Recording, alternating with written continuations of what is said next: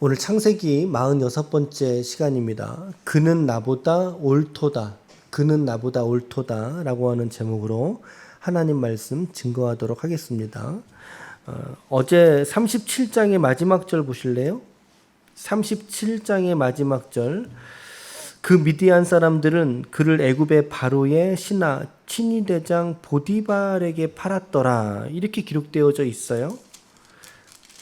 그러면 39장 1절 보실까요? 39장 1절에 보면 요셉이 이끌려 애굽에 내려가매 바로의 신하 친위대장 애굽 사람 보디발이 그를 그리로 데려간 이스마엘 사람의 손에서 요셉을 산이라. 이렇게 기록되어져 있어요. 37장 마지막 절과 그리고 39장 1절은 서로 연결됩니다. 마치 한 문장처럼 연결됩니다. 둘로 나누기 어려울 정도로 이 37장과 39장 사이에는 서로 연속성을 가지고 있습니다. 이런 요셉의 이야기 속에 37장부터 50장까지가 요셉의 스토리거든요. 근데 이 요셉의 이야기 속에 마치 한 편의 액자 구성의 드라마를 보는 것 같은 장면이 지금 쫙 펼쳐 있습니다. 분명하게 38장, 우리가 읽었던 오늘의 말씀인 이 38장 한 장의 말씀은 이 요셉의 이야기 전체의 흐름 속에서 조금 이렇게 삐쭉 튀어나와 있는 느낌이에요. 전체의 흐름을 그냥 우리가 대충 읽었을 때는 뭔가 좀 방해하는 듯한 느낌까지 우리 독자들이 이 성경을 읽으면서 눈치챌 수 있는 그런 대목이라는 거죠. 37장부터 50장까지가 요셉의 이야기인데 그 속에 유다의 이야기와 유다와 그의 며느리 누구요? 다말입니다. 유다와 그의 며느리 다말의 이야기가 삽입되어 있다는 거죠. 그런데 말씀도 이렇게 좀 내용도 읽어보면 이거 거의 삼류소설 같은 그런 분위기예요. 이게 권장하기가 너무나 어렵죠. 이게 시아버지와 그리고 첫째 아들의 며느리죠. 자부와 첫째 며느리와의 성관계로 인해서 그런 장면들이 나오고 그로 인해서 쌍둥이가 태어나는 장면으로 끝나고 있다는 것입니다.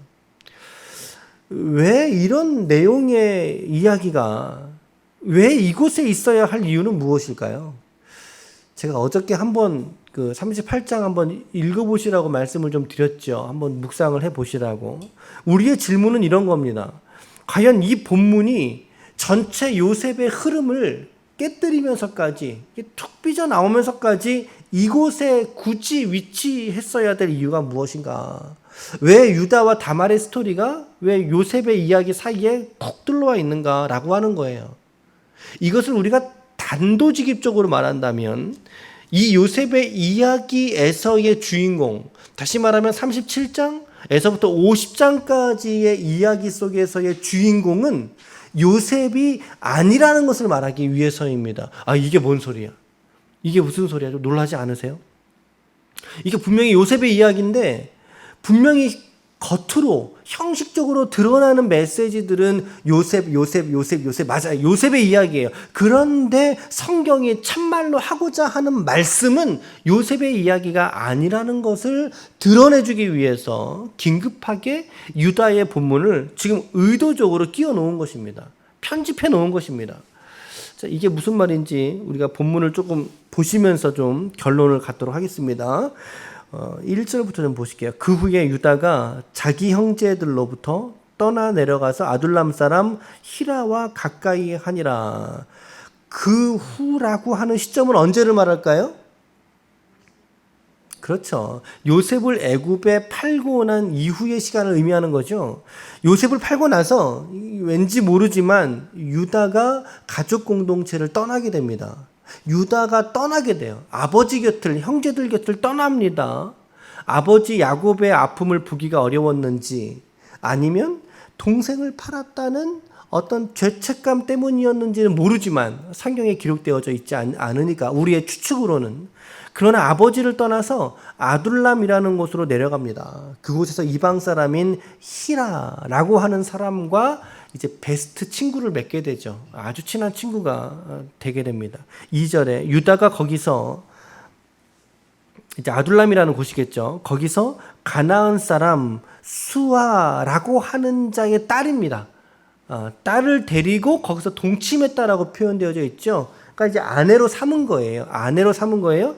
그러니까 여기서는 지금 보니까 아버지의 이름은 있지만 아내의 이름은 없는 거예요. 그 아버지가 수아라고 하는 사람인 것 뿐이죠. 그의 딸을 아내로 맞이해서 이제 자녀들을 낳게 되죠. 가나안 사람 수아라고 하는 사람의 딸 정도만 소개되어져 있습니다. 여러분, 여기서 우리는 조금 의문을 가져야 되는 겁니다.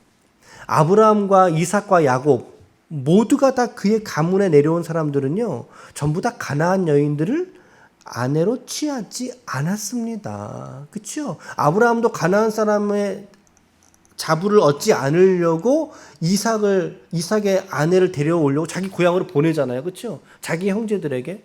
이런 노고와 수고를 분명히 유다도 알았을 텐데, 그런데 그럼에도 불구하고 오늘 유다가 이방인 아내를 아내로 맞이하게 되었다. 좀 시사하는 바가 있습니다. 3명의 아들을 낳게 되는데요. 첫째 아들이 엘이에요. 우리가 하나님을 부를 때 엘의 그 단어가 아니고요. 보호자라고 하는 또 다른 단어입니다. 발음이 좀 비슷한 거죠. 엘. 그리고 둘째는 오난을 낳았어요. 오난, 강인함이란 뜻이고요. 셋째는 셀라라고 하는 아들을 낳았어요. 간구하다라고 하는 뜻입니다. 보호자, 강인함, 그리고 간구라고 하는 이름의 세 아들을 낳았는데 6절 보세요. 6절에 보면 유다가 장자 엘을 위하여 아내를 데려오니 그의 이름이 뭐라고요? 그의 이름이 다말리더라. 다말리라고 하는 여인이 등장하게 됩니다. 그런데 7절에 연이어서 보면 장자 엘이 하나님 보시기에 악함으로 하나님께서 데려가시죠. 하나님께서 그의 생명을 끊습니다. 무엇 때문인지 몰라요. 근데 어쨌든 하나님이 보시기에 악하기 때문에 죽였는데, 그런데 그 당시의 풍습에는 형이 자식이 없이 죽을 경우에는 형수에게 그의 동생이 들어가서 결혼을 하게 됩니다. 이걸 이제 계대 결혼이라고 하는데, 형의 자식이 없을 때 동생이 형수에게 들어가 자녀를 낳아주는 것이죠. 이것이 가문의 일이기도 했습니다. 가문의 일이기도 하고, 둘째 아들 오난에게 이제 다말을 주었단 말이죠. 근데 오난은 그가 아이를 낳아도 그 아이가 자기 아이가 아니거든요. 그리고 아이를 낳을 경우에 자기가 아버지에게 받을 분깃이 3분의 1에서 4분의 1로 줄어요. 더 준다는 것을 알고 있었기 때문에 의도적으로 9절 하반절에 보니까 뭐라고 되어 있습니까? 9절 하반절에 보니까 그의 형에게 씨를 주지 않으려고, 본문은 씨를 주지 않으려고지만 그의 마음속의 의도는 자기의 재산권에 대한 욕심이 분명히 있었을 거예요. 오난의 마음속에는. 그래서 형에게 씨를 주지 않으려고 그냥 땅바닥에다가 이게 사정을 해버립니다. 그런데 그 일도 역시 여호와가 보시기엔 어땠다고요? 악했다고 성경이 말해주고 있어요. 참 이게 이방 여인을 맞이해서 그런지, 아니면 유다가 믿음을 따라 살지 못해서 그런지 그의 아들 첫째 아들도 여호와 보시기에 악했고 둘째 아들도 여호와 보시기에 악했다라고 그의 자녀들을 평가하게 됩니다. 보니까 첫째도 죽었어요. 다말과 결혼시켰는데 죽었어요. 둘째도 오난과 붙여줬는데 죽었어요. 그러면 누가 이어받아야 돼요? 셋째 아들인 셀라가 이어받아야 되는 겁니다.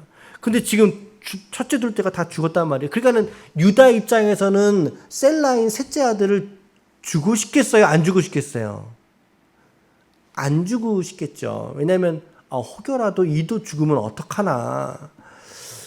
그게 이제 불안한 나머지 다말을 수절시킵니다. 다말을 수절시키고 다른 데 보내지 않고 막내 아들이 성장했음에도 불구하고 주지 않는 거죠. 그걸 다말이 다 보고 있었어요, 마음속에. 그리고 이제 얼마 후에 유다의 아내, 이름이 있다고요, 없다고요? 없어요. 단지 수아라고 하는 사람의 딸이다 정도만. 유다의 아내, 시어머니마저도 먼저 죽게 됩니다. 그리고 이제 다말이 창녀처럼 옷을 바꿔 입고 성문 옆에 앉아 있다가 지나가던 유다가 이제 그가 창녀인 줄 알고 그에게 들어가서 관계를 갖게 되죠. 그리고 다말이 이 보증으로 유다의 도장과 끈, 도장과 그 도장을 뭐 목걸이에 매달았든 뭐 주머니에 걸었든 그런 도장을 달았던 끈과 손에 있는 지팡이를 보증으로 달라고 요구합니다. 유다는 그 여인이 다말일 줄은 꿈에도 생각을 못한 거죠. 꿈에도 생각을 모른 채로 시간이 서너 달이 지나가 버린 거죠. 지나갔어요. 성경에는 그녀가 유다로 말미암아 임신하게 되었더라 이런 기록이 있죠. 발 없는 말이 몇 리를 가요? 발 없는 말이 천리를 간다고. 다말이 임신을 했잖아요. 그 소식이 유다에게 전해지게 된 겁니다. 유다의 귀에까지 들어가게 된 거예요. 당신의 자부 다말이 행음하여 자녀를 가졌습니다. 당시에는 이제 이런 일을 저지른 여인에게 돌에 맞아 죽게 하거나 심하면 불에 타서 죽게 됩니다. 불에 타서. 왜 우리 그 명예적인 왜 그런 거 있잖아요. 뭔지 아시죠? 가족의 명예를 흐트렸다는 이유 때문에 죽게 되는 어떤 중동의 어떤 그런 풍습들이 지금도 있잖아요. 이런 것들이. 그러니까 마찬가지의 연장선이죠. 이제 유다가 다말을 부르죠. 불러서 야 저것을 불살라 버려라. 그때 다말이 자기 주머니에서 꺼낸 게 뭐예요? 유다의 도장과 끝과 그리고 끈과 그리고 지팡이를 이렇게 내놓게 된 겁니다. 그거 누구 거라고요? 그게 유다 거라는 거죠. 유다가 그걸 딱 보고 나서 유다가 직면했을 때 유다가 딱 한마디를 하게 됩니다. 딱 한마디. 26절을 보십시오. 26절 우리 같이 읽을까요? 26절 시작. 유다가 그것들을 알아보고 이르되 그는 나보다 옳도다. 내가 그를 내 아들 셀라에게 주니 아니하였음이로다 하고 다시는 그를 가까이 하지 아니하였더라.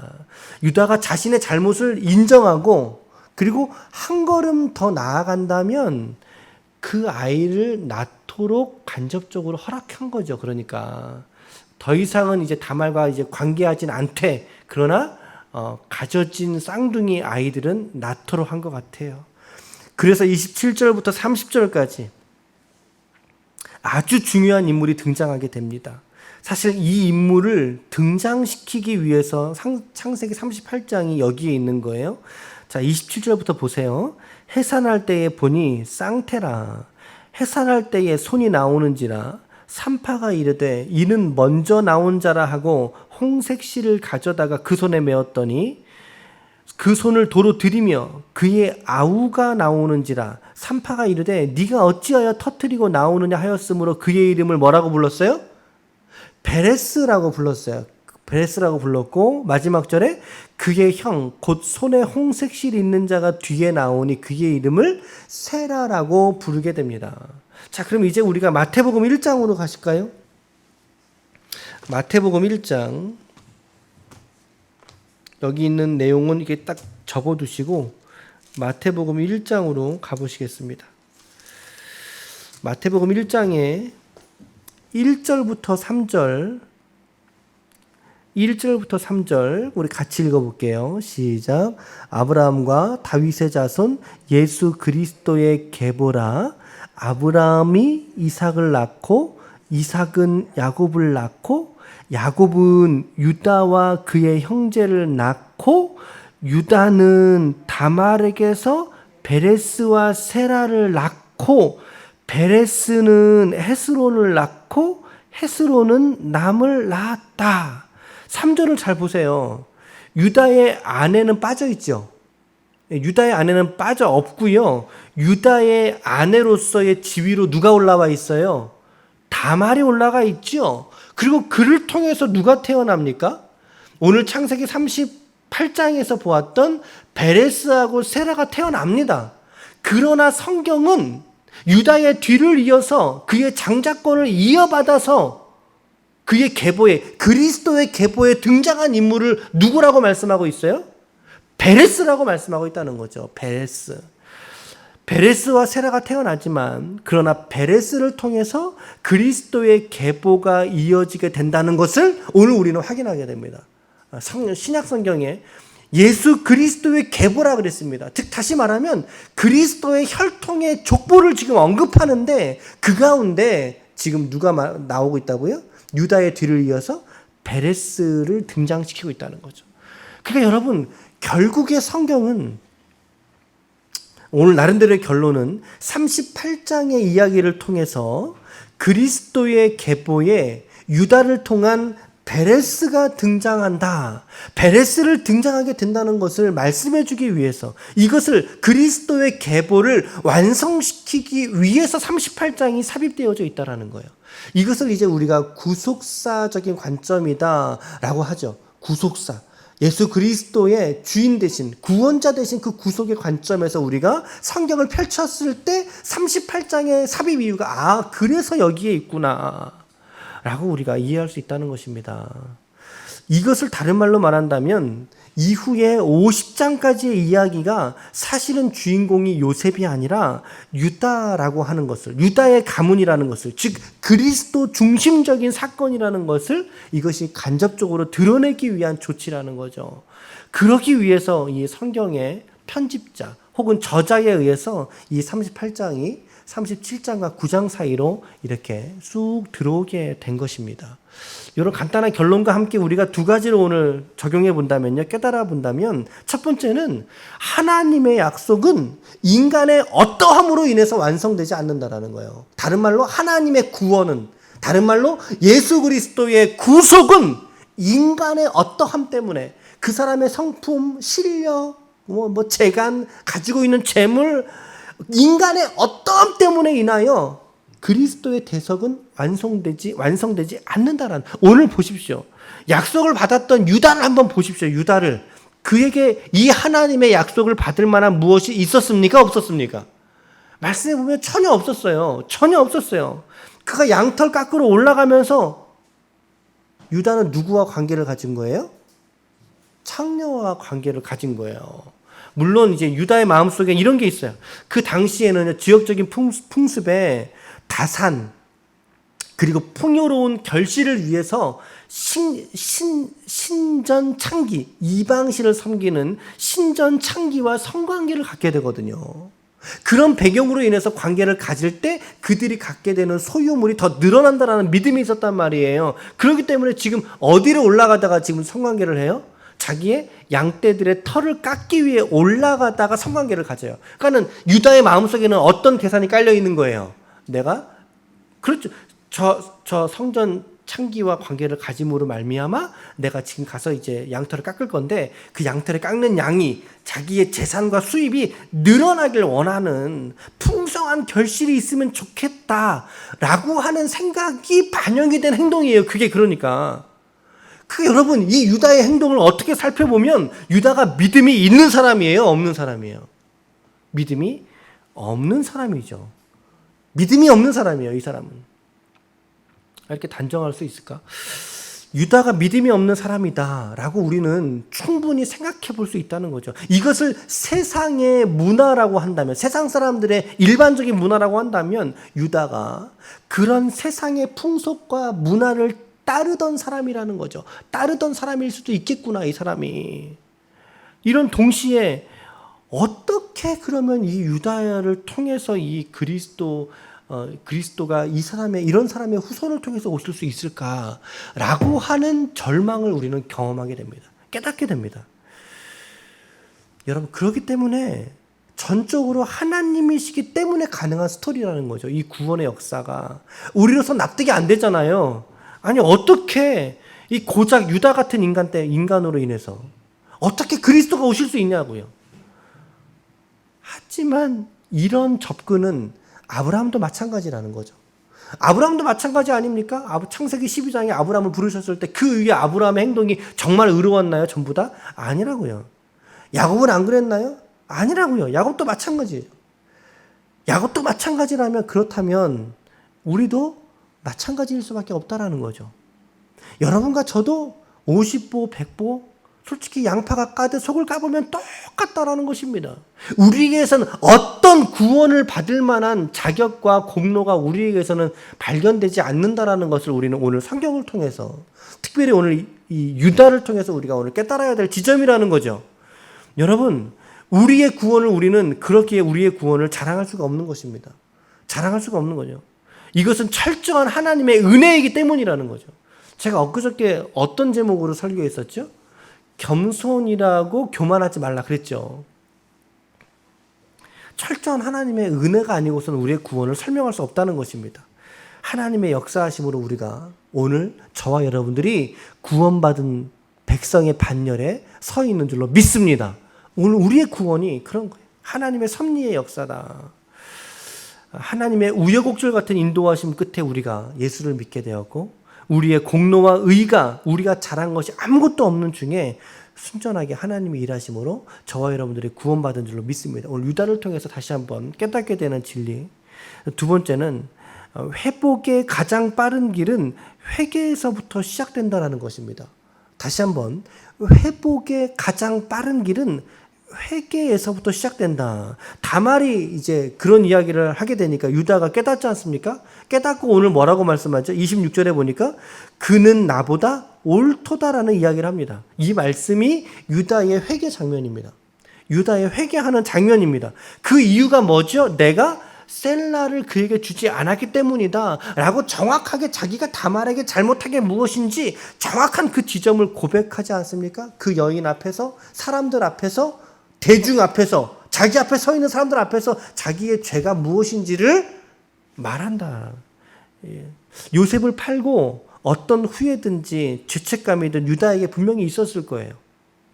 그리고 유다는 이 다말의 사건을 통해서 다시 한번 자기의 죄와 실수를 용서하시고 깨닫게 하시는 하나님을 그는 인격 안에서 경험했다라는 사실입니다.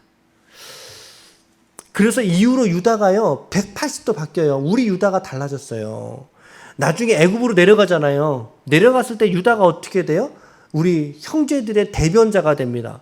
지도자의 역할을 하게 됩니다. 그리고 베냐민을 대신해서 자기를 볼모로 잡고 있으라고. 기억나시죠? 예. 베냐민 대신해서 나를 잡아두라고 나섰던 자가, 희생의 모습을 보여주는 자가 유다로 바뀌어져요. 결국에는 베냐민을 대신한 볼모의 모습에서 우리는 그리스도의 그림자를 유다를 통해서도 보게 되는 거죠. 볼 수 있는 거죠. 이러한 변화들이 유다에게 일어나게 되었는가? 어떻게? 바로 다말과의 일에서 그가 경험했던 이 회개의 은혜를 경험하고 난 이후에 그가 달라지게 되었다는 것입니다. 오늘 여러분들의 삶 속에 어떤 변화를 원하십니까? 먼저 우리 자신의 죄와 허물을 우리가 스스로 살펴볼 수 있어야 한다는 것입니다. 그럴 때 우리에게 변화가 있고 회복이 있다는 것 여러분 잊지 마시길 바랍니다. 아무쪼록 오늘 유다를 통해서 그리스도를 묵상하시고 그리고 일상을 통해서 그리스도를 바라볼 수 있는 하나님의 거룩한 종들이 다 되시기를 예수님의 이름으로 축원합니다. 아멘.